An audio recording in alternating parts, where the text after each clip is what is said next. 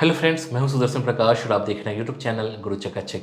दोस्तों, कहते हैं कि एजुकेशन एक ऐसी चीज़ है जिसे आपसे ना तो कोई चुरा सकता है और ना ही इसे बांटने से ये कम होता है। ये एक ऐसी चीज़ है जो जिसे जितना बांटेगा उतना ही बढ़ेगा।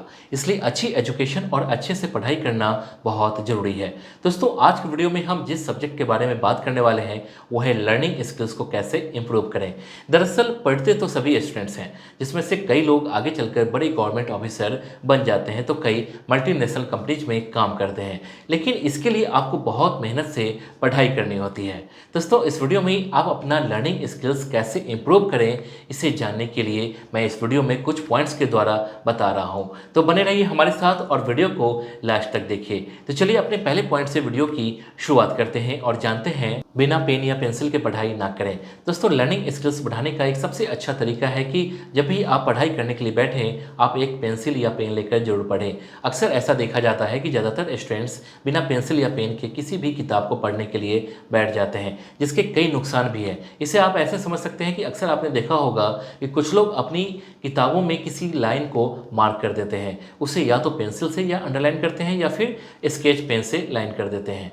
कई लोगों को लगता है कि इस तरह से किताब पढ़ लिखना ठीक नहीं है, लेकिन दोस्तों ऐसा बिल्कुल नहीं है। बल्कि वो ऐसा इसलिए करते हैं ताकि पढ़ते वक्त अगर कोई लाइन आपको समझ में नहीं आती है या फिर कोई लाइन आपको बहुत ज़्यादा इंपॉर्टेंट लगता है तो उसे अंडरलाइन कर देना चाहिए। इससे अगर कभी आपको उस पॉइंट्स को ढूंढना हो या फिर किसी से पूछना हो तो आपको आसानी से मिल जाता है। इसके बाद जानते हैं खुद नोट्स बनाएं, फोटोकॉपी नहीं करवाएं। दोस्तों, आज के समय में टेक्नोलॉजी जिस तेज़ी से डेवलप हो रही है उससे हमारी ज़िंदगी तो काफ़ी आसान हो गई है, लेकिन यही टेक्नोलॉजी कई बार हमारे लिए मुसीबत भी बन जाता है, या फिर ये कहें कि हमारे सोचने और याद रखने की क्षमता को कम कर देता है। जैसे अगर आप किसी दिन कॉलेज नहीं गए तो उस दिन क्लास में क्या पढ़ाया गया है ये जानने के लिए ज़्यादातर स्टूडेंट्स अपने दोस्तों से उस नोट्स को लेकर फोटोकॉपी करवा लेते हैं। दोस्तों, इससे आपका काम तो आसान हो जाता है, लेकिन इससे नुकसान आपका ही होता है। अब जरा सोचिए, जो आपने फोटोकॉपी करवाया उससे जब आप पढ़ेंगे तो क्या आपको पूरा याद रहेगा? शायद नहीं रहेगा।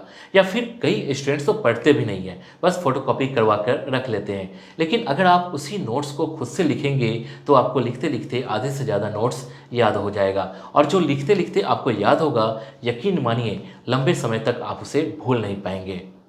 इसके बाद जानते हैं टेक्नोलॉजी का भरपूर इस्तेमाल करें।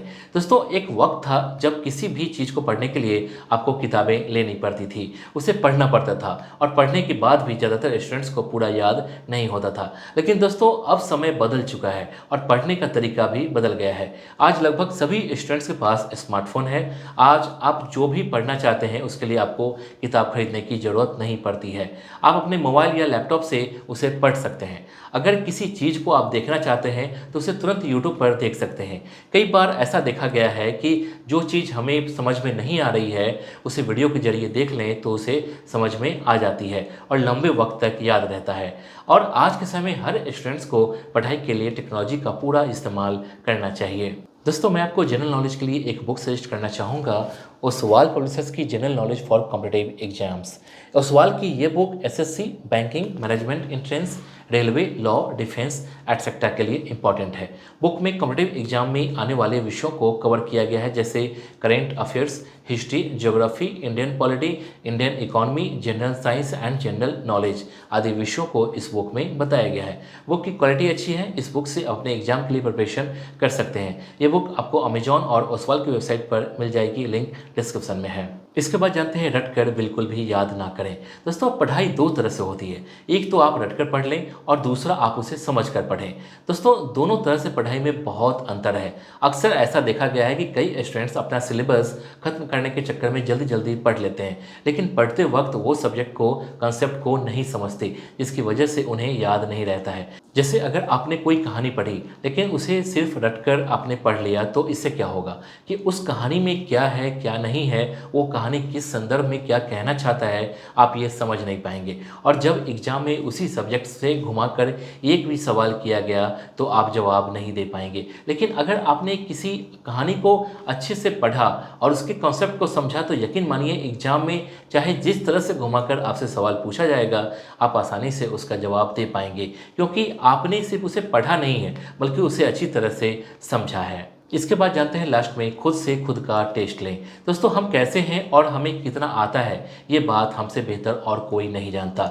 हम दूसरों को धोखा दे सकते हैं लेकिन खुद को धोखा नहीं दे सकते। इसलिए दोस्तों हर स्टूडेंट्स को महीने में कम से कम एक बार तो ज़रूर खुद का टेस्ट लेना चाहिए। इससे आपका चाहे तो खुद का क्वेश्चन पेपर सेट करें या किसी से करवाएं, लेकिन टेस्ट लेने से आपको कई तरह के कन्फ्यूजन दूर हो जाएंगे। जैसे आपका किसी सब्जेक्ट्स में ज़्यादा दिक्कत आ रही है, किसी भी सब्जेक्ट के क्वेश्चन सॉल्व करने में कितना वक्त लग रहा है, इससे ना सिर्फ आपकी स्किल्स इंप्रूव होगी बल्कि इस तरह से आपकी तैयारी भी अच्छी होगी। फिर आप चाहे कॉलेज का एग्ज़ाम दें या फिर कंपटीशन का एग्ज़ाम दें, आपको कोई दिक्कत नहीं पड़ेगी और कोई फ़र्क नहीं आएगा।